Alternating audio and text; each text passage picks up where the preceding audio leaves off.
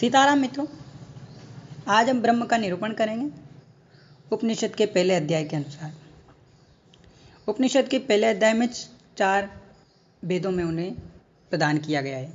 वो 4 वेद ये इस प्रकार है कि ये जो चराचर जगत में कुछ प्रतीत होता है सब कुछ ब्रह्म ही है और कोई भी वस्तु एक सच्चिदानंद घन परमात्मा से भिन्न नहीं है। इस प्रकार समझिए, वह निर्गुण निराकार निष्क्रिय निर्विकार परमात्मा एक क्षणभंगुर नाशवान जड़ दृश्य वर्ग माया से सर्वथा अतीत है।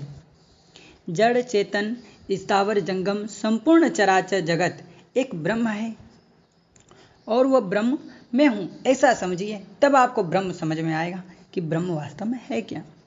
इसलिए सब मेरा ही स्वरूप है, जो नाशवान क्षणभंगुर मायामय दृश्य वर्ग से अतीत निराकार निर्विकार नित्य विज्ञानानंद घन निर्विकेश पर ब्रह्म परमात्मा है। वह मेरा ही आत्मा है, अर्थात मैं ही स्वरूप हूं। देखिए कि सृष्टि से उत्पन्न होने से पहले बताते हैं कि सर्ग के आदि में एक सच्चिदानंद घन ब्रह्म थे। उन्होंने विचार किया कि मैं प्रकट होऊं और अनेक नाम रूप धारण करके बहुत हो जाऊं।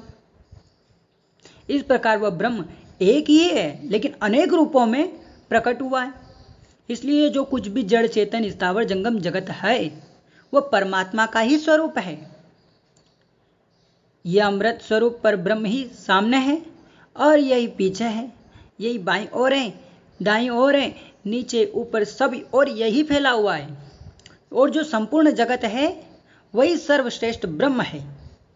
सर्वथा आसक्ति रहित और विशुद्ध अंतकरण वाले ऋषि लोग इस परमात्मा को पूर्णतया प्राप्त हो जाने से तप्त एवं परम शांत हो जाते हैं। अपने आप को परमात्मा में संयुक्त कर देने वाले वे ज्ञानी जन सर्वव्यापी परमात्मा को सब ओर से प्राप्त करके सर्वरूप परमात्मा में ही प्रविष्ट हो जाते हैं, क्योंकि यह सब का सब जगत पर ब्रह्म परमात्मा है तथा जो ये 4 चरणों वाले आत्मा है जो कि आपको बताए वह आत्मा ही पर ब्रह्म परमात्मा है। यह समस्त जगत निश्चय ही ब्रह्म है। इसकी उत्पत्ति स्थिति और लय उस ब्रह्म से ही है। इस प्रकार शांत चित्त होकर इसका ध्यान करें तब समझ में आए।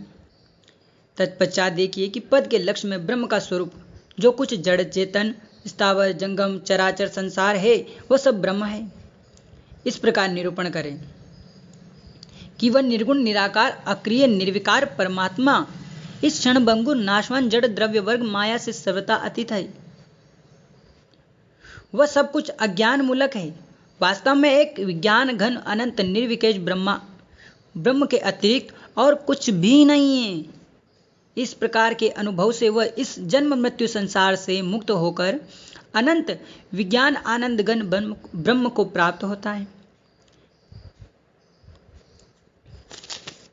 जो शब्द रहित, देखिए कि ब्रह्म का यहां पर निरूपण कर रहे हैं कि जो शब्द रहित स्पर्श रहित रूप रहित रस रहित और गंध रहित तथा जो अविनाशी नित्य अनादि अनंत असीम महत्व से परे एवं सर्वथा सत्य तत्व है, वह परमात्मा को जानकर मनुष्य मृत्यु के मुख से सदा के लिए छूट जाता है।